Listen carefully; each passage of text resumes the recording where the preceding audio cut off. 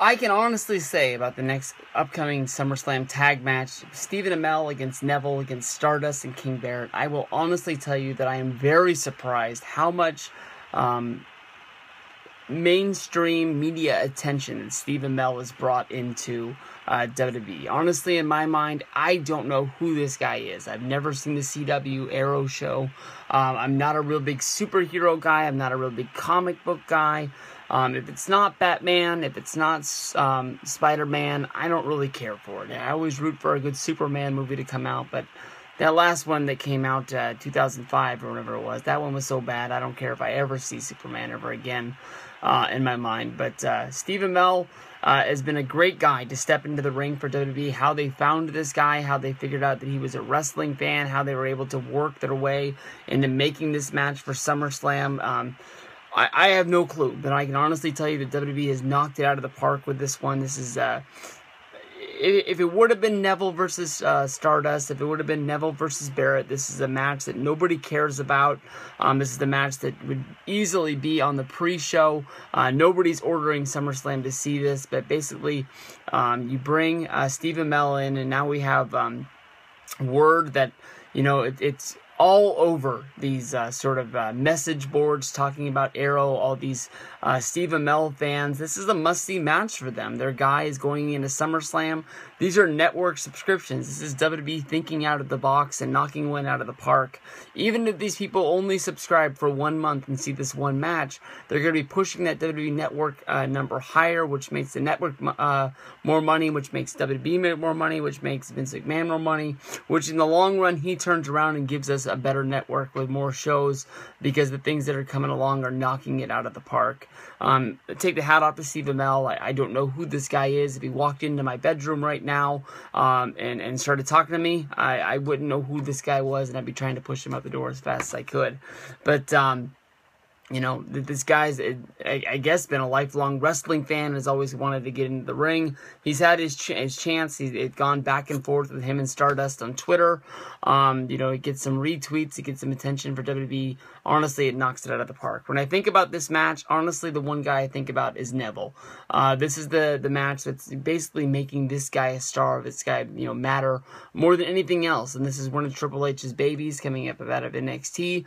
You can remember when this guy was battling for NXT, and when he was NXT champion, people were talking about rumors about when this guy was going to debut, what his gimmick was going to be, and basically the word was coming out that Vince McMahon's idea for Neville was that he was going to be a Mighty Mouse character.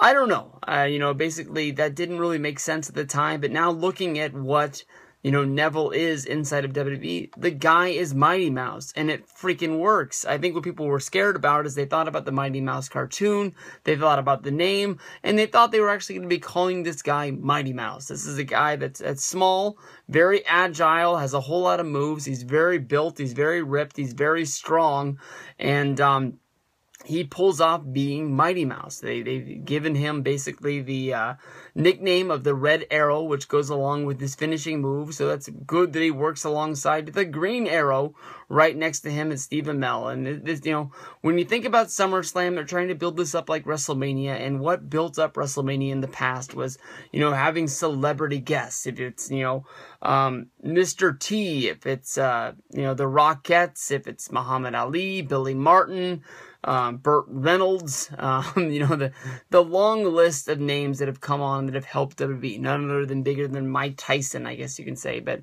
Steve Amell, honestly, as a celebrity, is a guy that I wouldn't have picked to join WWE.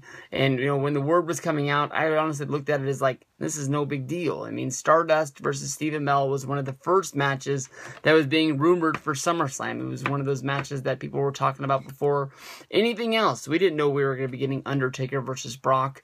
How Wade Barrett fits into this whole mix, I've got no clue. I don't know if this was late planning on WWE's part. Maybe they thought that Steve Amell wasn't going to be able to wrestle a one-on-one match. Maybe they wanted to have Neville be involved.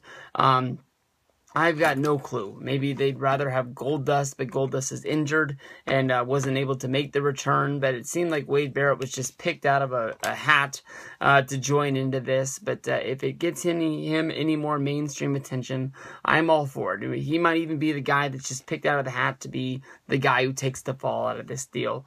But it puts more money because he's on the SummerSlam match, and I'm sure he'd be rather wrestling at SummerSlam rather than just sitting in the back not doing anything. Steve Amell has already said that this is going to be a one-off for him. He's not planned to be in any WWE events. He's not planning on becoming a full-time wrestler. But as the word has gotten out, Steve Amell injured himself. Brian Alvarez talked about it Monday Night Raw when he jumped into the ring. You can easily see his ankle buckle. Very lucky that the ankle didn't break, which would have killed this whole match and everything they've built to at this point. Also, he announced on Facebook during a live video that he had cracked his mouth pretty good and wasn't really able to talk, which I'm sure was going to piss off the people because he was going to shoot Arrow that day. He was doing some sort of a lift with some weights. He was so anxious to get into his workout that he ended up picking the weights up, and the weights smacked him right in the mouth, which broke a molar. He bit his tongue. His tongue swelled up, and so, he was probably messed up for a couple days there. But it honestly really does surprise me that Steve Amell is into the gym, getting into the great, perfect shape that he's going to be in for this match.